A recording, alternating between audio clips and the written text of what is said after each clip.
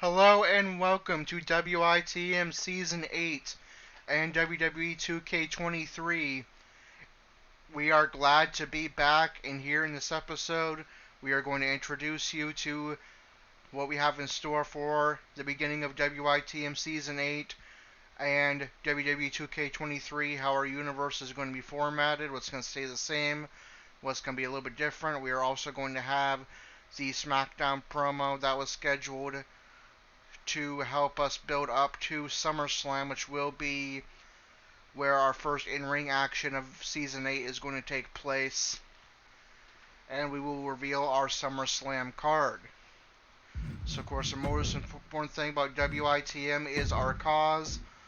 All of them have been remade. Here you see Alec Winterborn, one half of a tag team with The Rock and a member of the Falcon Claws. He comes in this season at a 97 overall. He'll be competing on Monday Night Raw and be eligible to compete on WWE Main Event, Raw, and NXT's minor show that has been added back to our calendar that I'll explain a little bit more about in a bit. Then you have Austin Rage, brother of DJ Rage, a member, of course, of the Rage family. He competes on SmackDown in the Intercontinental title division. We're going to be seeing a bit more of him later during our promo segment.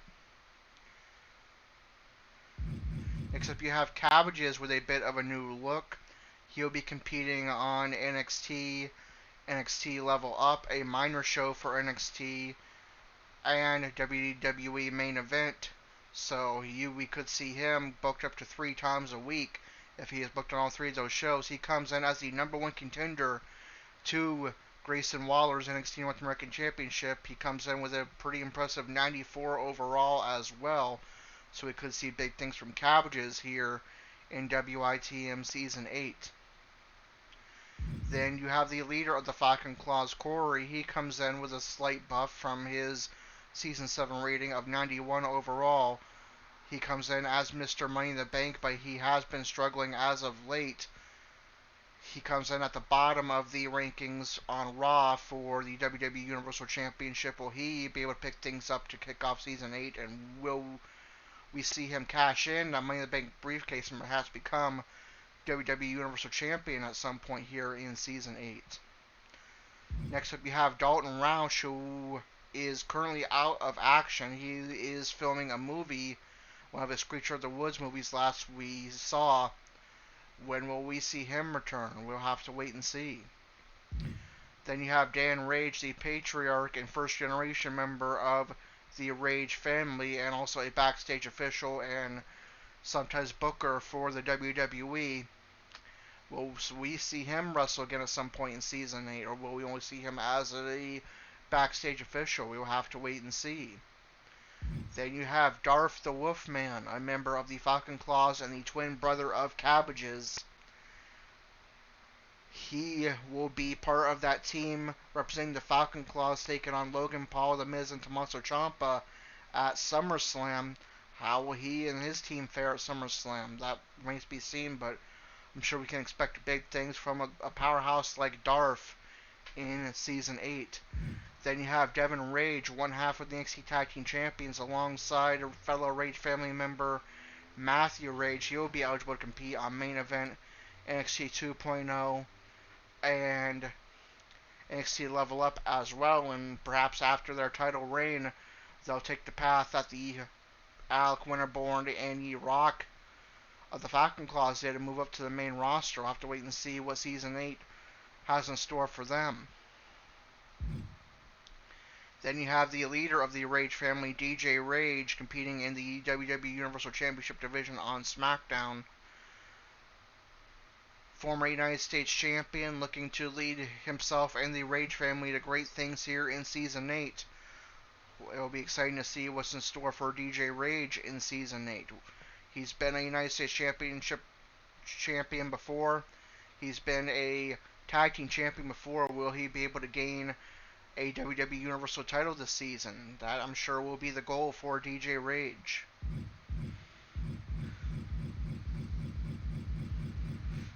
Then you have Matthew Rage, the sole member of the 3rd generation of the Rage family, the other half of the NXT Tag Team Champions, alongside Devon Rage, again, could be a big things in store for Matthew Rage. Perhaps a main roster call-up following the end of their NXT Tag Team Championship reign. Already very impressive early on in his career.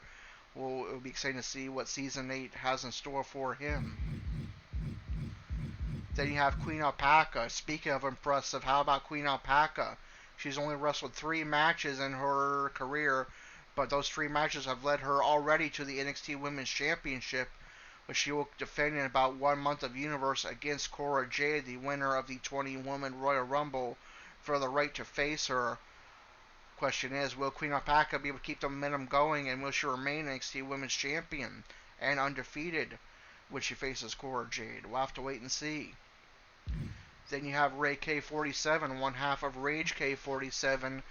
On the next edition of NXT, she'll be challenging alongside Sam Rage for the NXT Women's Tag Team titles. Rage K47 honestly kind of struggled a bit in Season 7. We'll have to see if Season 8 has a brighter future in store for them. And Sam Rage, basically the same story, struggles in Season 7, but Season 8 could be the year for Rage K47. She definitely has a pedigree as the wife of DJ Rage, and the mother of Matthew Rage. Will this be a breakout year for Sam Rage and Rage K47? We'll have to wait and see. Then you have Tiger Brown, a former NXT North American champion. He's been a world champion in other confederations. Will he be able to capture a world title here in WITM Season 8 here in WITM? We'll have to wait and see. And then you have E-Rock, the other half of the tag team on Raw, representing the Falcon Claws with Alec Winterborn. A lot of potential for them, and we should see if they can perhaps capture the undisputed WWE Tag Team Championships this year. So those are all of our WITM CAWs heading into Season 8. Now take a look at our calendar. We leave off where we ended Season 7 on the Go Home SmackDown prior to SummerSlam, with just one promo segment left before we get to SummerSlam. We then have NXT Level Up, so I guess we could potentially have one more episode before SummerSlam if any WITM stars are booked on SummerSlam. I completely forgot about Level Up, to be honest.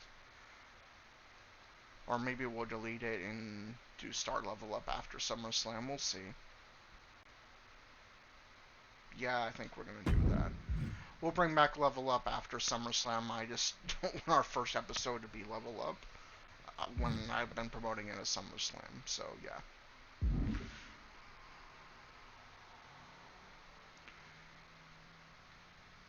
And that changed the SmackDown card. Awesome. So I'm going to fix that.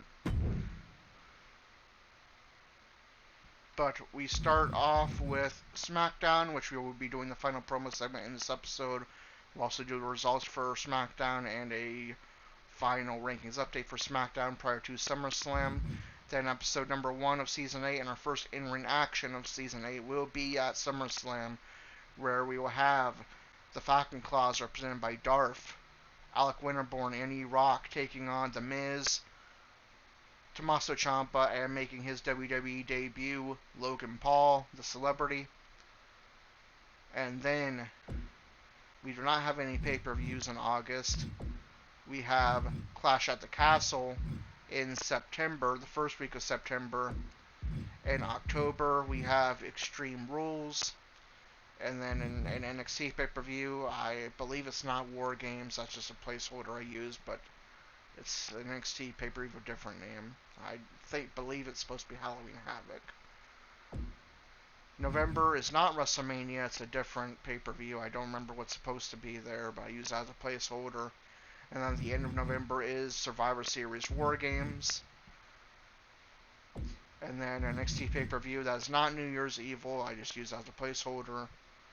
January is, of course, the Royal Rumble. February is an NXT pay-per-view, and then an Elimination Chamber for the main roster 2 weeks later. March doesn't have any pay-per-views, and then April, of course, is WrestleMania. So that's what our calendar is looking like for Season 8 thus far. Alright, so that is your introduction. Other than that, we are not bringing back NXT UK. I figured it made no sense to download a bunch of NXT UK CAWs that probably aren't even on community creations yet, when NXT UK and Real Life shut down a month from this point on the calendar. So what I'm going to do is I have the CAWs of the NXT UK stars that go to NXT in the US and Real Life later on, and also that hold championships here in WITM, and then they'll be coming to NXT later and or competing at NXT Worlds Collide, which will be in about a month on our Universe calendar, which I still need to add to the calendar, so yeah. Alright, so I'm going to fix the SmackDown card that the game rebooked, and then we will have our SmackDown promo segment and our SmackDown rankings update, and then we will get into the Summerslam card. So next thing you're going to see will be our SmackDown promo segment, where one more match on our Summerslam card will be revealed. Okay, Shinsuke Nakamura is in the ring, microphone in hand, but before we get into his promo, let's remind you a bit, since it's been a little while, of what's been going on. Last week on SmackDown, Austin Rage is making his entrance to a non-title match with Intercontinental Champion Jinder Mahal when Shinsuke Nakamura attacked him from behind. And instead of having his match with Mahal, Austin Rage was then forced to face Nakamura in an unsanctioned match without an official. And Nakamura, with the advantage that he gained from attacking Austin from behind, was able to defeat Austin Rage and continue their rivalry they've been having the entire month of July, with Shinsuke accusing Austin of being weak and unworthy of being part of the WWE, and weak compared to the other members of the Rage family. Austin fired back, saying that Shinsuke has to rely on tag team partners like Riddle and the Artist Collective and other people he's seen with in the past in order to achieve any success in the WWE, and can't do it on his own, and has accused Nakamura of being weak. That has led them to a rivalry that has been going on in July, and now we find out the next chapter of this rivalry and where it will lead. What does Nakamura have to say after his actions last week, attacking Austin and forcing him into an unsanctioned match? Austin Rage, I'm sure you're wondering why I attacked you last week during your entrance. Well, the answer is, because I wanted to remind you just how weak you are, and that you don't deserve another chance to challenge the Intercontinental Champion when you already failed against him once. I'll taste your blood tonight. You know I'll make you wanna scream. You know I'll make you wanna run from me, baby. Alright, Austin Rage has made his way to the ring. What does he have to say to Shinsuke Nakamura? And yet another accusation of being weak. Shinsuke, you want to stand here yet again and talk to me about weakness? When last week, you had to attack me from behind and gain an unfair advantage to beat me in an unsanctioned match? Doesn't sound like a move someone who isn't weak would do. And on top of that, you come out here week after week lately and point out all of my flaws. But the biggest thing you've accomplished over the last few years is putting on a crown and calling yourself King Nakamura, and you didn't even win the King of the Ring tournament. But you know what, Shinsuke? I'm sick of talking. If you want to go again, this time, how about you fight me when I'm ready, and then we'll see who really is weak.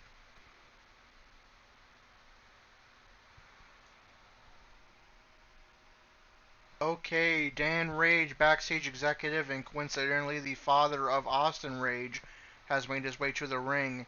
He is now going to address Austin Rage and Shinsuke Nakamura, who I guess are standing outside the ring listening to him. What does he have to say to them?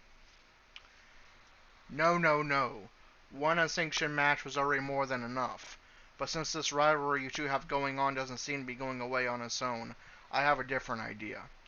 This Sunday at Summerslam, it's going to be Austin Rage versus Shinsuke Nakamura, one-on-one. If you two want to keep accusing each other of being weak, How about we have it in an environment that is known to break even the strongest of superstars and leaves no room for weakness? A steel cage. Which means no DJ to help you, Austin, and no Riddle to help you, Shinsuke. Just four sides of cold steel, and you two battling it out to see who really is the strongest.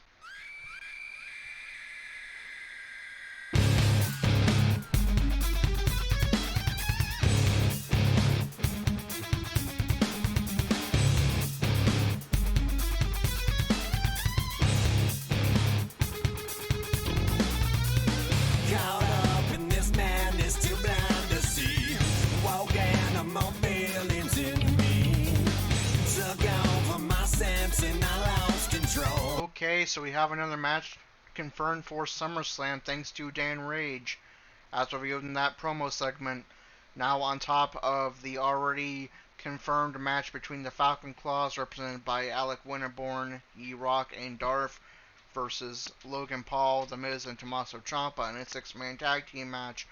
We now have confirmed a steel cage one-on-one match between Austin Rage and Shinsuke Nakamura, settling their rivalry to determine which among them is the strongest and which among them is weak.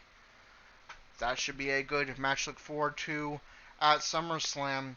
But before we get there, we have this SmackDown card, the Go Home SmackDown prior to SummerSlam. So it does not feature any WITM matches. So let's get into results and rankings update, our first of Season 8.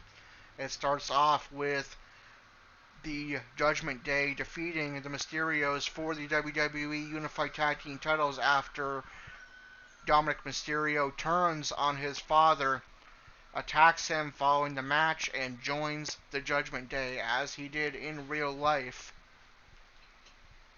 At this point now in real life, that actually took place at SummerSlam, but since Finn Balor is competing for the Universal title in our version of SummerSlam against Brock Lesnar, I moved this match to the Go Home SmackDown, and as you see, the Mysterios are no more, and Dominic is now part of the Judgment Day, as he is in real life. Then, in a match just filled with tag team matches for some reason, the New Day defeated Ridge Holland and Butch of the Brawlin' Brutes, accompanied by Sheamus. Gunther and Ludwig Kaiser were defeated by the Usos of the Bloodline, accompanied by Roman Reigns and Solo Sikoa. And the Viking Raiders defeated two main eventers from SmackDown in the singles division in Sheamus and Drew McIntyre, so an impressive victory for them. Now, does that affect the rankings on SmackDown? Let's find out. The 24/7 champion is Sheamus. The women's tag team titles are vacant, but a tournament will be held soon to crown new women's tag team champions after Sasha Banks and Naomi walked out of the company while they were the champions. The SmackDown Women's Champion is Raquel Rodriguez. Number 1 contender Natalya. Number 2 Shayna Baszler. Number 3 Ronda Rousey. Number 4 Liv Morgan. Number 5 Shotzi. Number 6 Lacey Evans. Number 7 Shia Lee. Number 8 Aaliyah. And number 9 Sonya Deville. The new Unified Tag Team Champions are the Judgment Day. Now the titles were won by Damian Priest and Finn Balor, but under Freebird rules, any members of the same stable can hold the titles, and those titles will be held and defended by Damian Priest and Dominic Mysterio, since Finn Balor is busy going after the WWE Universal Championship. The number 1 contenders are the New Day. Number 2, the Bloodline. Number 3, the Viking Raiders. Number 4, Los Lotharios. Number 5, the Brawlin' Brutes. The 5 contenders from SmackDown anyway. Of course, Raw has their own contenders. The Intercontinental Champion is Jinder Mahal. Number 1 contender Gunther. Number 2, Madcap Moss. Number 3, Shinsuke Nakamura. Number 4, Ricochet. Number 5, Sami Zayn. Number 6, Drew Gulak. And number 7, Austin Rage. The WWE Universal Champion is Brock Lesnar. Unified WWE Universal Champion, rather. Number 1 contender from SmackDown, DJ Rage. The question is, will he be able to hold on to that spot for quite a period of time, because Finn Balor already has a title opportunity confirmed at SummerSlam, and Drew McIntyre already has a confirmed title opportunity at our next main roster pay-per-view, Clash at the Castle. So DJ Rage will have to hold on to that number one position for 2 months and beat out whoever Raw's number one contender is in order to get that title shot. But we'll see if DJ can do it. Number 2 is Drew McIntyre, who already has a confirmed title shot at Clash at the Castle against the winner of Finn Balor and Lesnar at SummerSlam, unless Corey cashes in sometime before then. Number 3 is Roman Reigns. Number 4 is Sheamus. And that is going to do it for SmackDown. Next up is the show where our first in-ring action of Season 8 will take place. Our second biggest pay-per-view on the calendar, the biggest party of the summer, Summerslam. We know we have 2 WITM matches on that card, but we will officially reveal those matches and the non-WITM matches on the card here in just a moment with our SummerSlam card reveal, and then wrap up the episode. I will get that SummerSlam card set up and be back in a moment. Okay, and here is your card for SummerSlam. We start off with some women's action as Becky Lynch will defend the Raw Women's Championship against Judgment Day, who is going to be very busy on this card. Judgment Day could walk away with each and every one of their members holding a title at the end of this pay-per-view if the night goes their way. Rhea Ripley will be up first, as she will be taking on Becky Lynch for the Raw Women's Championship. And then we'll see the SmackDown Women's title defended as Raquel Rodriguez will defend her SmackDown Women's title against Natalya. Then it's our first of 2 WITM matches as Darth, Alec Winterborn, and E-Rock of the Falcon Claws are going to be taking on Tommaso Ciampa, The Miz, and a celebrity YouTuber making his first WWE appearance since signing a multi-year deal with the WWE, Logan Paul. And then our second of 2 WITM matches is going to be the match that was confirmed earlier on in this episode, Austin Rage versus Shinsuke Nakamura in a steel cage match, looking to prove which one of them is strong and which one of them is weak. And then the Judgment Day, just 2 days after winning the title, will be defending the WWE Universal Tag Team titles against the Street Profits. I'm not sure why it has Finn Balor in the Street Profits corner for some reason. I'm definitely going to have to fix that, but yeah. And then Matt Riddle will be defending the United States Championship against Mustafa Ali. And in the main event, Brock Lesnar will be defending the WWE, the undisputed WWE Universal title against Finn Balor in Last Man Standing match. And for those of you wondering if this could potentially be the match where Corey cashes in and becomes WWE Universal Champion, unfortunately that is not going to be the case, because I was testing it out earlier before we started Season 8, and apparently you can only cash in mid-match if it is a non-gimmick match. It has to be a normal one-on-one match in order to initiate a cash-in during the match. The only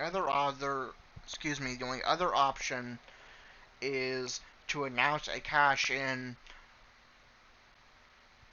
before or during an event, but that means that you face a fresh opponent with no injuries whatsoever, one-on-one, and that would put Corey at a disadvantage. So probably what Corey is going to have to do to cash in his Money in the Bank and have the best chance at becoming champion is wait until there is a pay-per-view or a Raw or a SmackDown with a WWE Universal title match.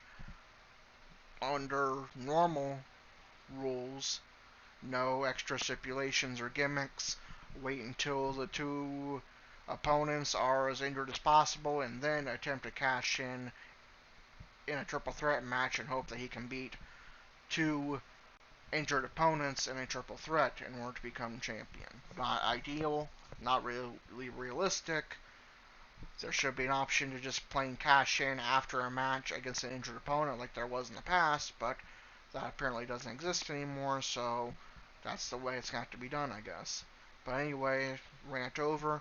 Just wanted to address, in case anybody's wondering, hey, is Corey going to cash in at SummerSlam? I wish he could, but I can't because it's going to be a last man standing match, not a normal rules match. But anyway, that is your card for SummerSlam, and that is your breakdown of what is in store for WWE 2K23 and WITM Season 8. I hope you're excited. I know I am. Our first in-ring action starts off with a bang. SummerSlam with Darth, Alec Winterborn, and E-Rock presenting the Falcon Claws against Tommaso Ciampa, The Miz, and Logan Paul. And then Austin Rage versus Shinsuke Nakamura inside of a steel cage, looking to prove amongst each other and to themselves who is the strongest. But that's going to do it for our intro video and SmackDown. If you enjoyed it and you're excited for Season 8, be sure to like, comment, and subscribe. And hit the notification bell so you don't miss a single moment of WITM Season 8 and our WWE 2K23 content. Until episode number 1 for SummerSlam for the Falcon Claws versus Ciampa, Miz, and Paul, and Austin Rage versus Shinsuke Nakamura in a steel cage. This is Corey with WITM CAW Wrestling, signing off.